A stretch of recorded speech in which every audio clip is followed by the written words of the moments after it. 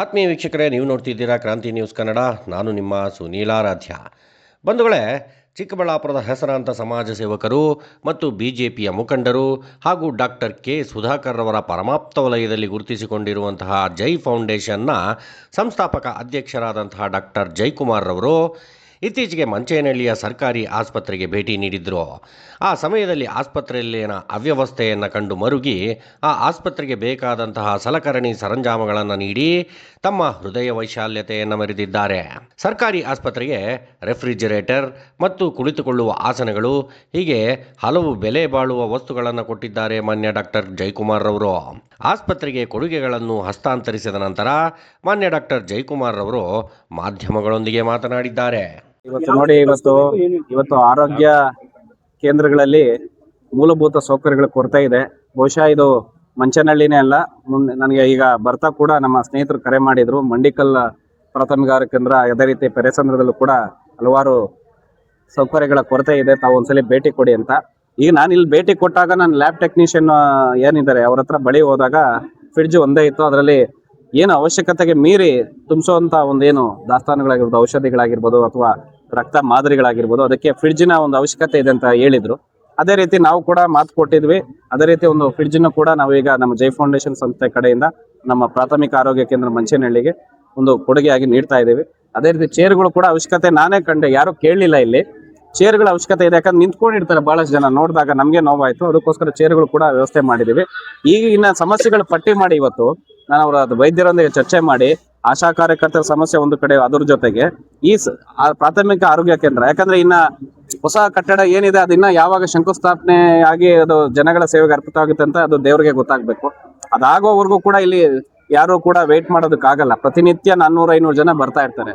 ಅವ್ರಿಗೆ ಅವಶ್ಯಕತೆ ರೀತಿಯಲ್ಲಿ ಸರ್ಕಾರಿ ಆಸ್ಪತ್ರೆಗಳನ್ನ, ಸರ್ಕಾರಿ ಆರೋಗ್ಯ ಕೇಂದ್ರಗಳನ್ನ, ಪ್ರಾಥಮಿಕ ಆರೋಗ್ಯ ಕೇಂದ್ರಗಳನ್ನ ನಂಬ್ಕೊಂಡ್ ಬರುವಂತದ್ದು ಏನಂದ್ರೆ ನಮಗೆ ಸೂಕ್ತ ಒಂದು ಅವಶ್ಯಕತೆ, ಬಡವರಿಗೆ ಅನುಕೂಲ ಆಗೋ ರೀತಿಯಲ್ಲಿ ಒಂದು ಆರೋಗ್ಯ ಸೇವೆ ಸಿಗುತ್ತೆ ಅಂತ.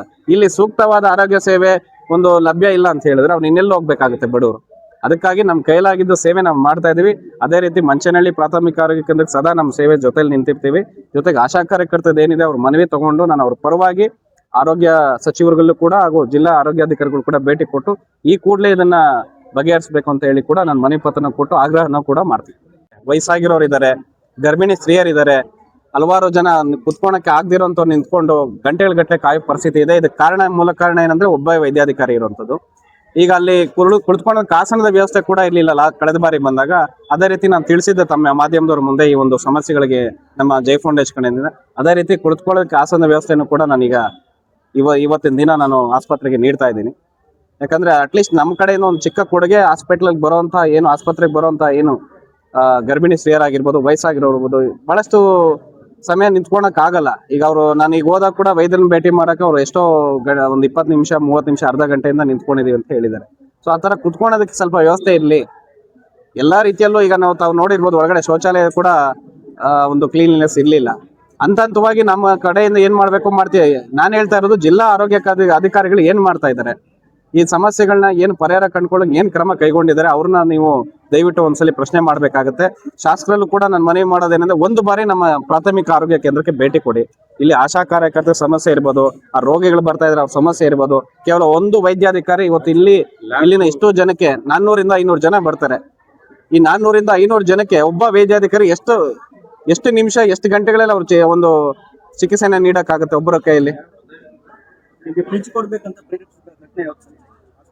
ನೋಡಿ, ನನಗೆ ಹಲವಾರು ಬಾರಿ ಬಹಳ ನಮ್ಮ ಆತ್ಮೀಯ ಸೋದರರು ಇಲ್ಲಿ ಕರೆ ಮಾಡಿದ್ರು, ಸರ್ ಇಲ್ಲಿ ಬಹಳಷ್ಟು ಸಮಸ್ಯೆ ಇದೆ, ತಾವು ಒಂದ್ಸಲಿ ಭೇಟಿ ಕೊಡಿ ಅಂತ ಹೇಳಿ.